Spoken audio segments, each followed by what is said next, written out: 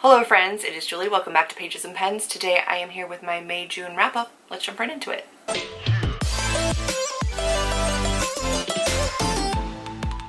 I did not read enough in May and June to warrant individual wrap-ups, so I'm going to do a joint wrap-up of my 8 books, I think. It was not that many, guys. I am proud of reading 8 books at all because, again, reading has been a struggle as I work on publishing A Curse in Ash, as I work on different projects. This is what I have managed to read. First up, I read a craft book. I read The Heroine's Journey by Gail Carriger. This one is kind of a companion to The Hero's Journey, which is like how heroes go through their novels.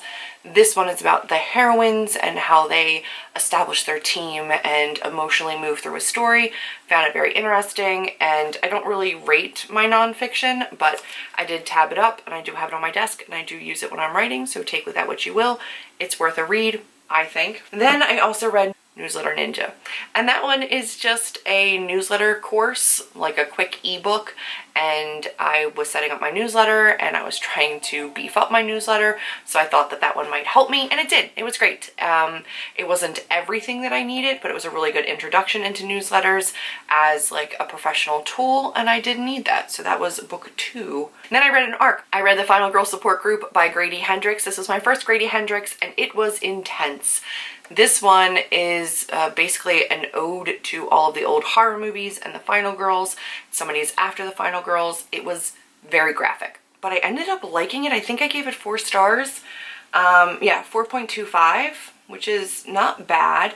And I didn't rate my nonfiction, but if you want to know what I rate things, by the way, I'm on the StoryGraph. My link is down below. You can check me out there, or you can check me out on Likewise. Again, my link is down below. If you want to come join Likewise, that's where I am. So the Final Girl Support Group was very intense, lots of trigger warnings. It wasn't the most inventive thing I've ever read, but it was a cool nod to like old horror movies and slasher films. It was okay. Then I read another ARC. I read Burden Falls by Kat Ellis. I read Harrow Lake by Kat Ellis and really enjoyed it.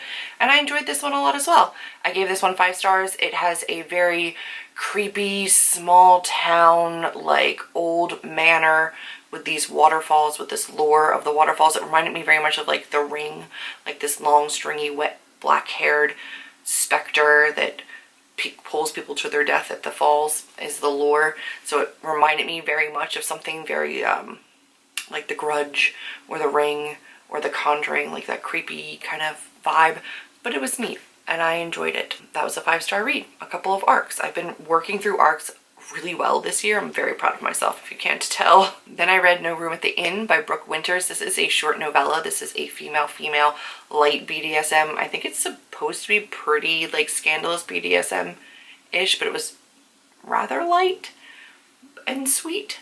And I liked that just fine. That was a nice little naughty, diverse novella for Pride Month. I gave that 3 stars. It was okay. And then I read Big Summer by Jennifer Weiner. This one, I used to read Jennifer Weiner all the time, and then I picked this one up, and I did have a couple tabs in here. This one follows a larger main character. She is a social media influencer. She models a lot of like plus size clothing, and then a toxic friend from high school comes back into her life, asks her to be a bridesmaid at a wedding. They go to the wedding, and a tragedy ensues, and it is the story after that. I didn't love it. It was a little bit less women's fiction, contemporary, a little bit more mystery than I was expecting, but I didn't hate it. I think I gave it 3.75, and I'll read more from Jennifer Weiner. I really do like her writing. I also read Playmates, and I forget who wrote that, but it was on my Kindle. It's this thing. This is about siblings whose parents are incredibly dysfunctional. A ton of trigger warnings. It's like, it's not dark romance, it's just dark in general. And I think it's going the way of like Forbidden.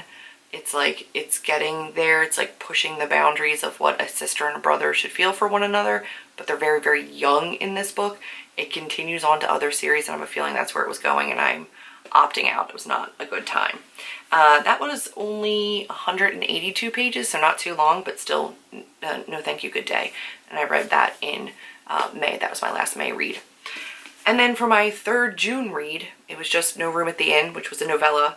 big summer, and The Mighty Heart of Sunny St. James, which I finally got to and tabbed and loved. Ashley Herring Blake writes amazing, queer, diverse middle grade.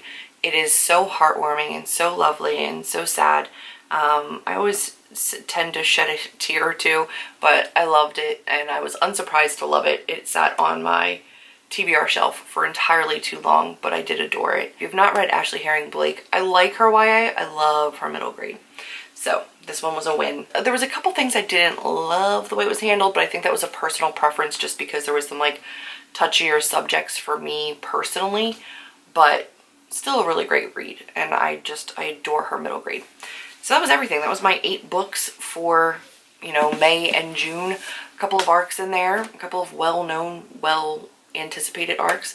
Final Girl Support Group by Grady Hendrix was really cool, and then also Kat Ellis's next one was a really neat Burden Falls, although I think it has a different name in the UK. I'm reading when I can, writing when I can, and just pushing through. But I did want to let you guys know what I had been reading. I would love to know your favorite reads so far, and if there's anything that you're really excited about reading this summer, if there's anything that you really want to get to. I did have like a tentative TBR of things that I wanted to get to, and I got to a couple of them. These are both on there, so, you know, at least I made a little bit of progress. And then I am reading an arc of The History of Wild Places, or A History of Wild Places by Shay Earnshaw, her adult. I did get an arc of that, so I'm about 65–70% of the way through that one. Enjoying it cautiously. We're gonna see how it goes, but so far so good. That has been my reading update. Thank you guys so much for watching. If you like this video, do give me a big thumbs up, click subscribe, and I will see all of you in my next video. Bye, friends.